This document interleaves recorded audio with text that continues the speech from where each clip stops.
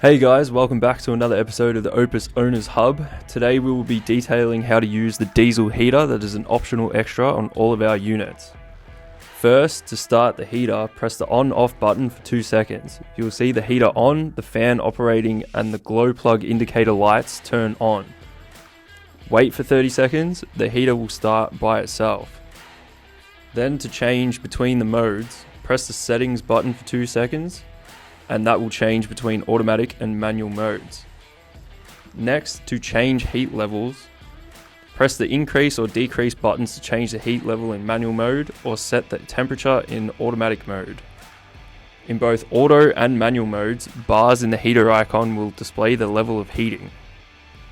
Then to set a timer delay, first press OK and decrease at the same time for 2 seconds.